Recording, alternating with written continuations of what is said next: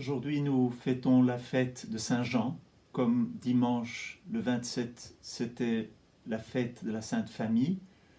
Nous célébrons aujourd'hui, le 29, la fête de Saint Jean, la solennité de Saint Jean pour nous. Personnellement, cela fait 23 ans que je suis à la communauté Saint-Jean et j'apprends à balbutier un peu à l'école de ce grand-père, Saint Jean, dont je vous livre ici quelques bribes, quelques morceaux de compréhension. Je crois que Saint Jean a profondément vécu la miséricorde de Dieu, eh bien, je dirais doublement, du côté de son intelligence, il a été éclairé, mais aussi du côté de son cœur, il a tellement goûté l'amour de Jésus que nous pouvons dire qu'il a expérimenté cette miséricorde dans son intelligence comme dans son cœur. Et pour cela, il est devenu aussi pour nous un instrument, un père, pour recevoir la miséricorde. Il dit de lui-même qu'il est le disciple que Jésus aimait. Comme je vous le disais, il a été profondément éclairé dans son intelligence et donc il a une foi ardente, une foi pure qui nous donne de contempler les mystères cachés de Dieu, du Père, puisqu'il repose dans le sein du Père. Jean a reposé sur le cœur de Jésus et il a reçu Marie comme mère. Tellement de signes de la miséricorde de Dieu. Saint Thomas dira de Jean qu'il a 3 caractéristiques principales, c'est sa jeunesse, c'est la perspicacité de son intelligence et c'est la pureté de son cœur. Je vous raconte quelques paroles des 3 écrits principaux de Jean, et ces seuls écrits qui nous sont revenus, dans un ordre chronologique. Jean a d'abord écrit l'Apocalypse, ensuite les Épîtres, et enfin son Évangile. L'Apocalypse, c'est le dernier livre de la Bible, qui est pour nous un livre de l'espérance, un livre que nous pouvons lire en particulier dans tous nos combats. Ce livre nous donne la victoire de l'agneau et ainsi nous donne la victoire de l'Église. Et il se termine sur ces paroles « Amen, viens Seigneur Jésus », il y a ce grand cri vers le retour du Christ. Ensuite, il y a les épîtres. Les épîtres nourrissent en nous en particulier la charité. Jean nous dira dans ses épîtres que Dieu est lumière, que Dieu est amour. C'est les 2 lieux dans l'Écriture où il est si clairement dit Dieu est lumière et Dieu est amour. S'il est lumière, il nous éclaire sur nos péchés, mais il nous éclaire aussi sur notre dignité de fils de Dieu. Dans les épîtres, Jean ainsi met l'accent sur la charité et il nous exhorte, souvent il dit « Mes enfants, petits-enfants, aimez-vous ». C'est peut-être la dernière parole de Jean, que nous nous aimions les uns les autres. Et puis il dit de façon très claire, celui qui dit qu'il aime Dieu mais qu'il a de la haine pour son frère, c'est un menteur. Dans ses épîtres, Jean nous parle aussi de l'Antichrist, et l'Antichrist, c'est celui qui nie que Jésus est le Fils de Dieu. Dans son évangile, Jean vient nourrir en nous surtout la foi.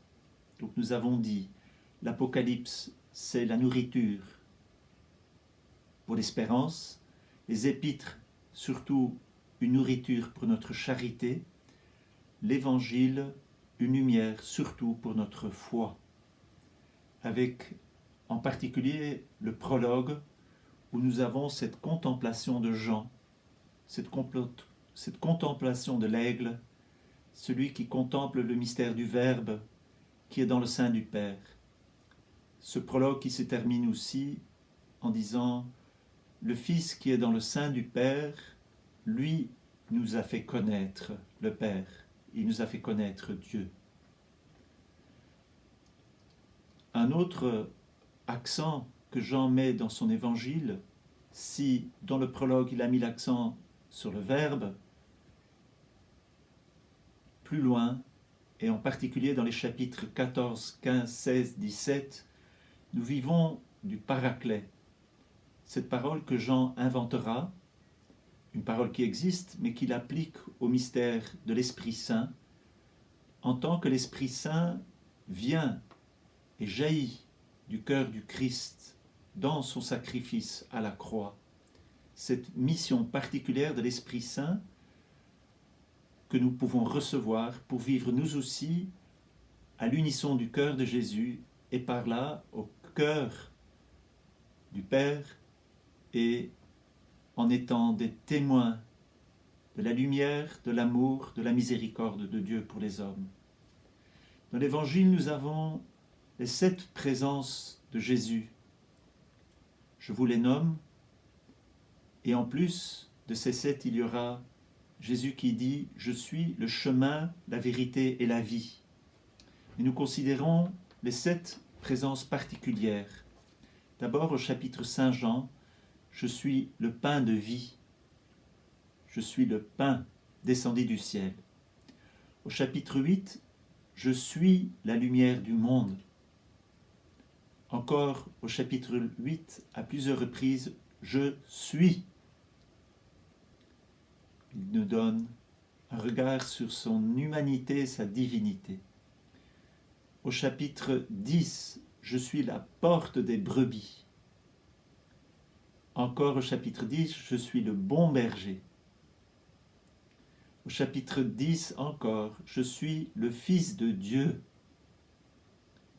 Au chapitre 11, je suis la résurrection et la vie.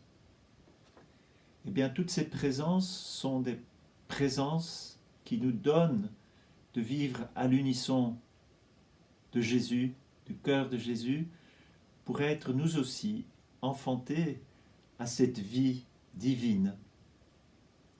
Au chapitre 17, Jean nous parle, il nous donne la prière sacerdotale du Christ, que l'on peut encore appeler la prière du Fils bien-aimé. Il est bon d'apprendre par cœur le prologue, comme il est bon d'apprendre le chapitre 17 de Jean. Ce sont ces 2 pôles peut-être principaux que nous pouvons garder dans notre cœur. Et dans ce chapitre 17, Jean nous parle de la joie et combien nous sommes appelés à avoir la joie plénière. Et il donne aussi ce désir du cœur de Jésus que tous soient un. Comme toi, Père, tu es en moi et moi en toi, qu'eux aussi soient un en nous. Et puis, au chapitre 19, nous avons le cri de soif de Jésus, « J'ai soif ».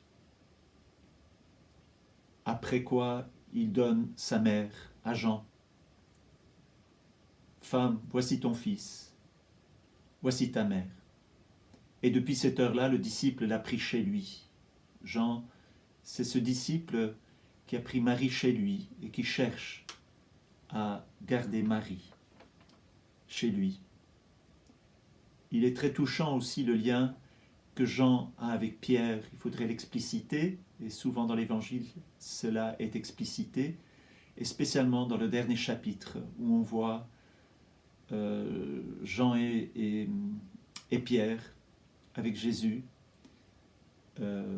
et où Jean est dit celui qui doit demeurer, et où Pierre pose son acte de foi et d'amour en Jésus, sois le berger de mes brebis. Alors à l'école de Jean, nous pouvons nous aussi demander de faire l'expérience de la miséricorde de Dieu, que notre intelligence contemplative, que notre cœur soit éclairé, soit réchauffé, pour que nous aussi nous devenions à l'école de l'Esprit Saint, à l'école de Marie, à l'école de Jean, des témoins de la miséricorde de Dieu. Si nous connaissions notre pauvreté, nous serions plus miséricordieux pour tous ceux qui subissent un état de pauvreté dans leur intelligence ou dans leur cœur. Saint Jean est un père et il doit pouvoir nous enseigner cela. Que nous puissions nous aider les uns les autres à mieux aimer ce Père Saint Jean pour que la miséricorde de Dieu pénètre plus notre monde. Voilà, allons en quête de la lumière, allons en quête de l'amour et prenons Marie chez nous pour vivre profondément à l'unisson du cœur de Jésus, à l'unisson du cœur du Père et du Saint-Esprit, à l'unisson du mystère de la Trinité. Voilà, bonne fête à tous ceux qui veulent recevoir Jean comme une lumière, comme un Père pour leur cœur, pour leur vie. À demain.